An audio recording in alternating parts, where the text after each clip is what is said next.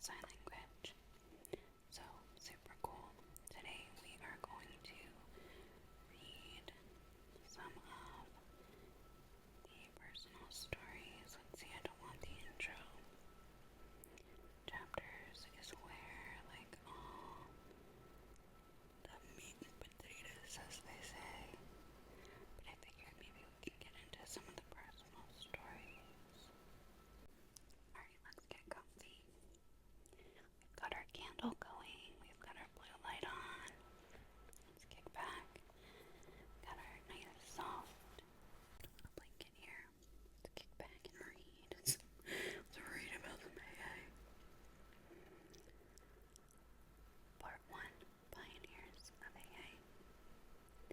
Dr. Bob and the 9 men and women who here tell their stories were among the early members of AA's first groups.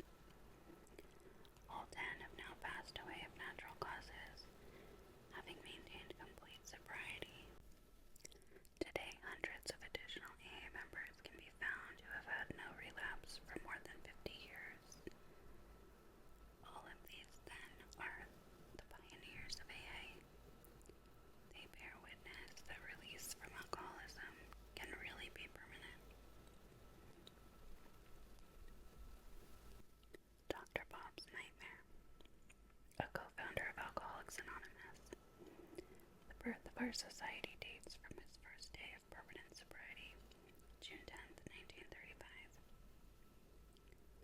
To 1950, the year of his death, he carried the AA message to more than 5,000 alcoholic men and women, and to all these he gave his medical services without thought of charge. In this prodigy of service, he was well assisted by Sister Ignatia at St. Thomas Hospital in Akron, Ohio, one of the greatest friends our fellowship will ever know. I was born in a small New England village of about 7,000 souls. The general moral standard was, as I recall it, bar above average. No beer or liquor was sold in the neighborhood, except at the state liquor agency, where perhaps one might procure a pint if he could convince the agent that he really needed it. Without this proof, the expectant purchaser would be forced to depart empty-handed, with none of what I later came to believe was the great panacea for all human ills. Men who had liquor shipped in from Boston or New York by express were looked upon with great distrust and disfavor by most of the good townspeople. The town was well supplied with churches and schools in which I pursued my early educational activities. My father was a professional man of recognized ability, and both my father and mother were most active in church affairs. Both father and mother were considerably above the average in intelligence. Unfortunately for me, I was the only child, which perhaps engendered the selfishness which played such an important part in bringing on my alcoholism. From childhood through high school, I was more or less forced to go to church, Sunday school, and evening service, Monday night Christian Endeavor, and sometimes to Wednesday evening prayer meeting. This had the effect of making me resolve that when I was free from parental domination, I would never again darken the doors of a church. This resolution I kept steadfastly for the next 40 years, except when circumstances made it seem unwise to absent myself.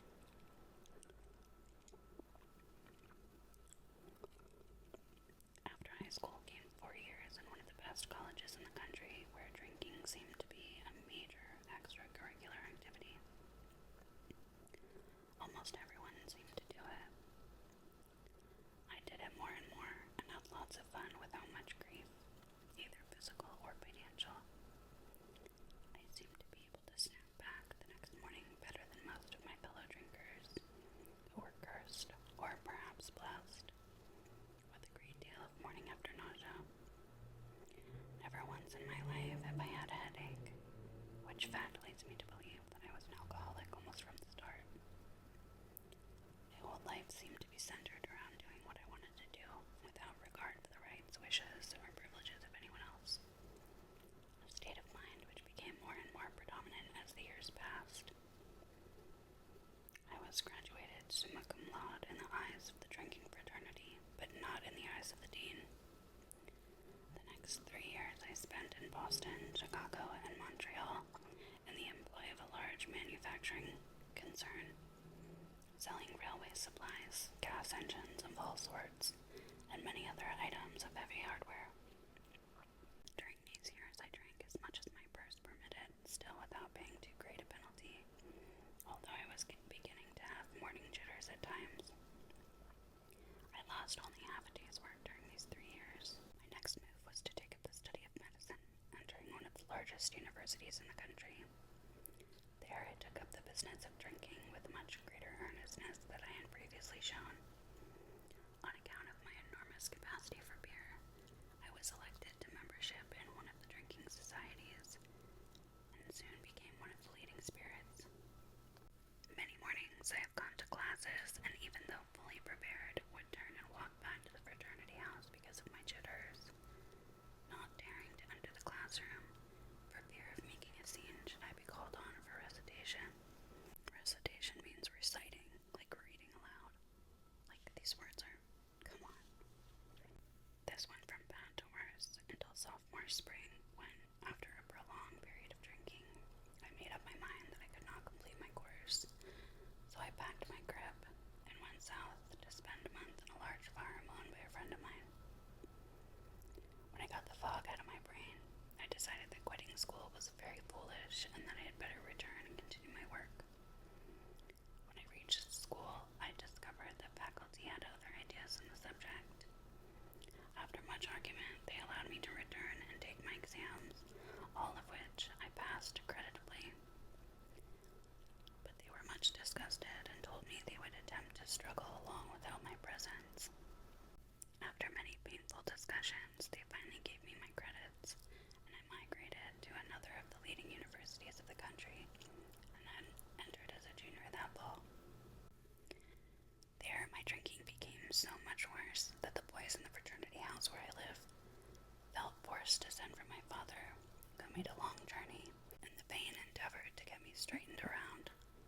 This had little effect, however, for I kept on drinking and used a great deal more hard liquor than in former years. Coming up to final exams, I went on a particularly strenuous spree. When I went in to write the examinations, my hand trembled so I could not hold a pencil. I passed in at least 3 absolutely blank books. I was, of course, soon on the carpet, and the upshot was that I had to go back for 2 more quarters and remain absolutely dry if I wished to graduate. This I did, and proved myself satisfactorily to the faculty, both in deportment and scholastically.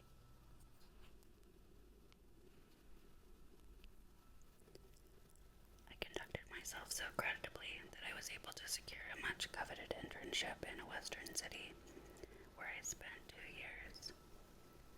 During these 2 years, I was kept so busy that I hardly left the hospital at all. Consequently, I could not get into any trouble. When those 2 years were up, I opened an office downtown. I had some money, all the time in the world, and considerable stomach trouble. I soon discovered that a couple of drinks would alleviate my gastric distress, at least for a few hours at a time, so it was not at all difficult for me to return to my former excessive indulgence. By this time, I was beginning to pay very dearly physically, and, in hope of relief, voluntarily incarcerated myself at least a dozen times in one of the local sanitariums. I was between Scylla and Charybdis now, because if I did not drink, wait a minute.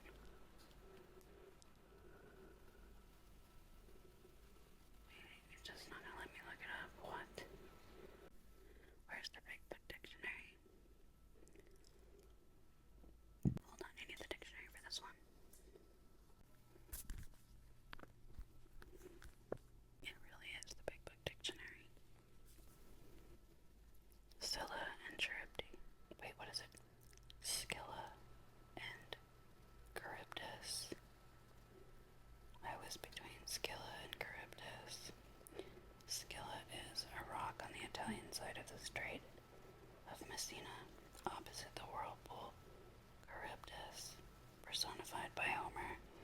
as a female sea monster who devoured sailors.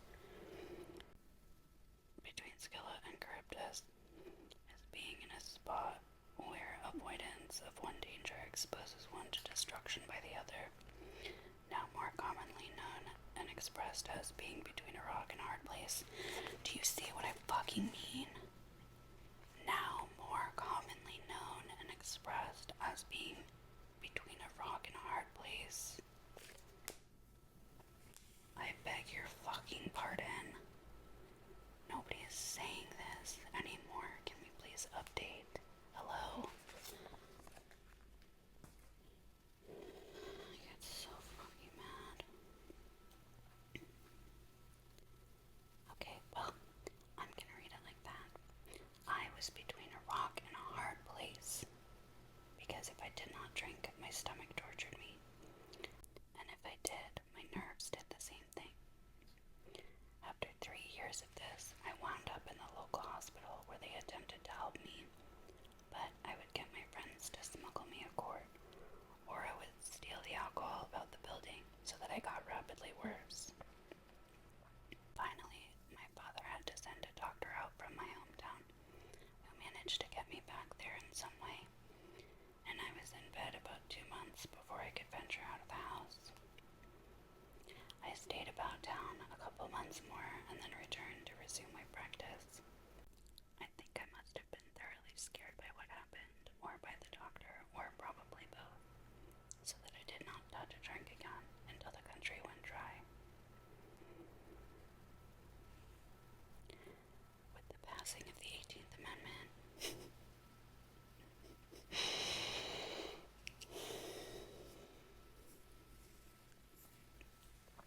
bruh. Yeah, this is like 1900 at this point. With the passing of the 18th Amendment, I felt quite safe. I knew everyone would buy a few bottles or cases of liquor, as their exquenchers permitted, and that I would soon be gone. Therefore, it would make no difference, even if I should do some drinking. At that time, I was not aware of the almost unlimited supply the government made it possible for us doctors to obtain. Neither had I any knowledge of the bootlegger who soon appeared on the horizon. I drank with moderation at first, but it took me only a relatively short time to drift back into the old habits which had wound up so disastrously before. During the next few years, I developed 2 distinct phobias. One was the fear of not sleeping, and the other was the fear of running out of liquor. Not being a man of means, I knew that if I did not stay sober enough to earn money, I would run out of liquor. Most of the time, therefore, I did not take the morning drink which I craved so badly, but instead would fill up on large doses of sedatives to quiet the jitters, which distressed me terribly. Occasionally, I would yield to the morning craving, but if I did, it would be only a few hours before I would be quite unfit for work. This would lessen my chances of smuggling some home that evening, which in turn would mean a night of futile tossing around in bed, followed by a morning of unbearable jitters. During the subsequent 15 years, I had sense enough never to go to the hospital if I had been drinking, and very seldom did I receive patients. I would sometimes hide out in one of the clubs of which I was a member, and had the habit at times of registering at a hotel under a fictitious name, but my friends usually found me, and I would go home if they promised that I should not be scolded. If my wife was planning to go out in the afternoon, I would get a large supply of liquor and smuggle it home and hide it in the coal bin, the closed chute over the door jambs, over beams in the cellar, and in cracks of the cellar tile. I also made use of old trunks and chests, the old can container, and even the ash container. The water tank on the toilet I never used because that looked too easy. I found out later that my wife inspected it frequently. I used to put 8 or 12 ounces of alcohol in a fur-lined glove and toss it onto the back airing porch when winter days got dark enough.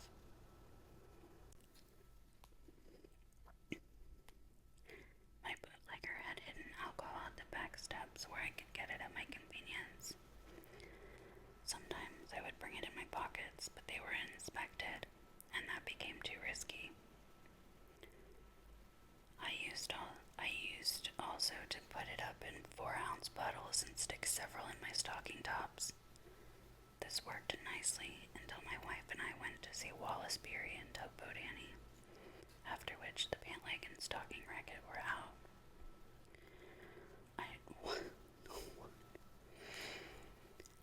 I will not take space to relate all my hospital or sanitarium experiences.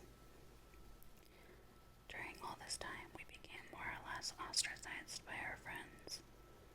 We could not be invited out because I would surely get tight and my wife dared not invite people in for the same reason.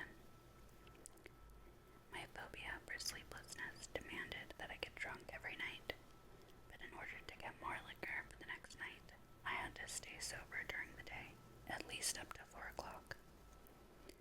This routine went on with few interruptions for 17 years.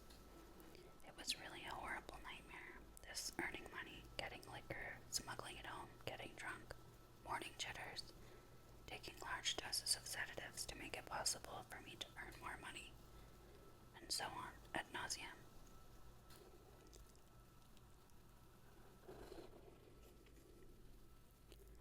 I used to promise my wife, my friends, and my children that I would drink no more, promises which seldom kept me sober even through the day, though I was very sincere when I made them.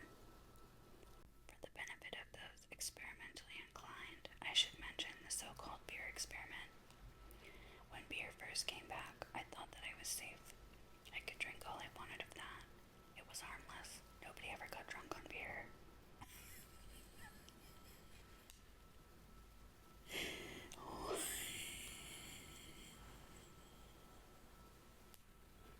I beg your money.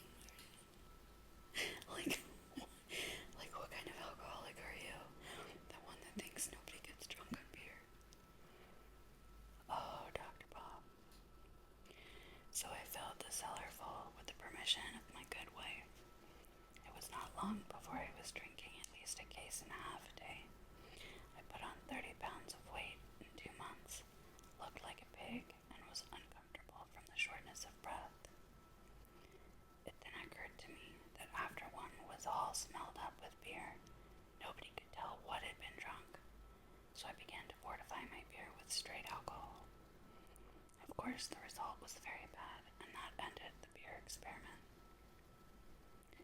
About the time of the beer experiment, I was thrown in with a crowd of people who attracted me because of their seeming poise, health, and happiness. They spoke with great freedom from embarrassment, which I could never do, and they seemed very much at ease on all occasions and appeared very healthy.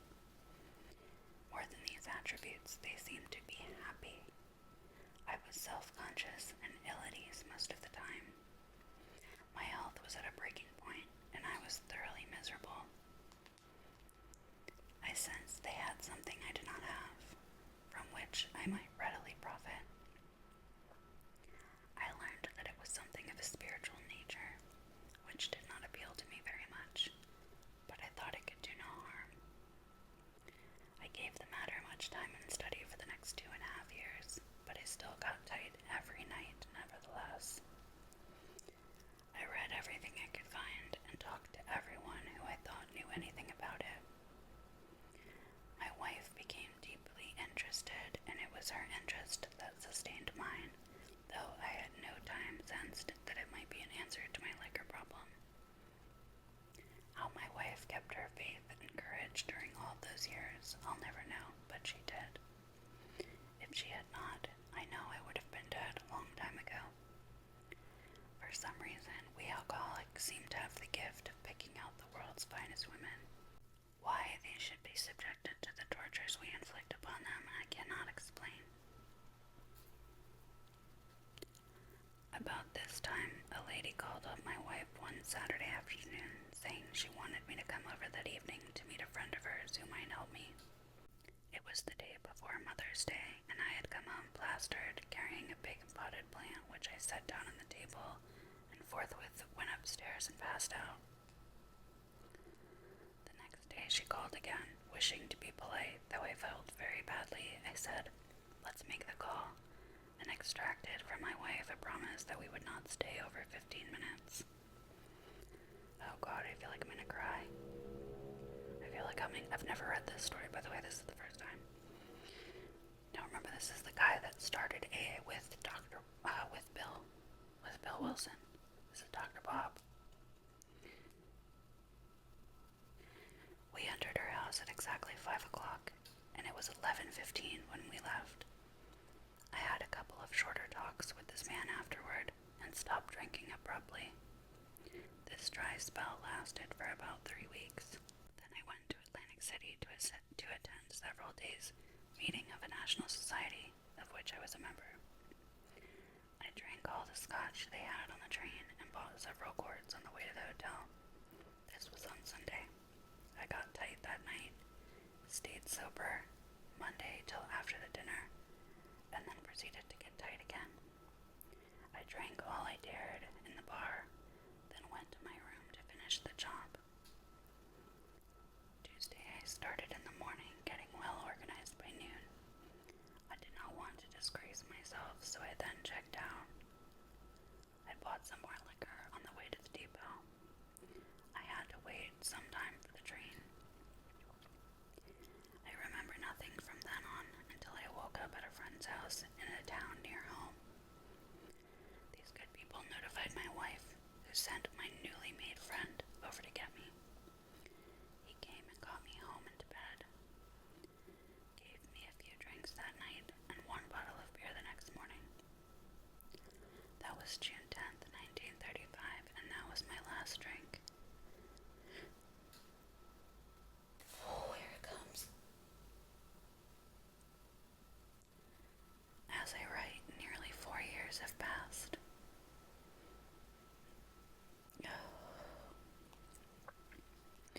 The question which might naturally come into your mind would be, what did the man do or say that was different from what others had done or said? It must be remembered that I had read a great deal and talked to everyone who knew or thought they knew anything about the subject of alcoholism. But this was a man who had experienced many years of frightful drinking, who had had most all the drunkard experiences known to man, but who had been cured by the very means I had been trying to employ, that is to say, the spiritual approach. He gave me information about the subject of alcoholism, which was undoubtedly helpful. Of far more importance was the fact that he was the first living human with whom I had ever talked, who knew what he was talking about in regards to alcoholism from actual experience. In other words, he talked my language. He knew all the answers, and certainly not because he had picked them up in his reading. It is a most wonderful blessing to be relieved of the terrible curse with which I was afflicted. My health is good, and I have regained my self-respect and the respect of my colleagues. My home life is ideal, and my business is as good as can be expected in these uncertain times. I spend a great deal of time passing on what I learned to others who want and need it badly. I do it for 4 reasons. 1. Sense of duty. 2. It is a pleasure. 3. Because in doing so, I am paying my debt to the man who took time to pass it on to me. 4. Because every time I do it, I take out a little more insurance for myself against a possible slip. Unlike most of our crowd, I did not get over my craving for liquor much during the first 2.5 years of abstinence. It was almost always with me, but at no time have I been anywhere near yielding. I used to get terribly upset when I saw my friends drink and knew I could not, but I schooled myself to believe that though I once had the same privilege, I'd abused it so frightfully that it was withdrawn. So it doesn't behoove me to squawk about it, for after all, nobody ever had to throw me down and pour liquor down my throat. If you think you are an atheist, an agnostic, a skeptic, or have any other form of intellectual pride which keeps you from accepting what is in this book, I feel sorry for you. If you still think you are strong enough to beat the game alone, that is your affair.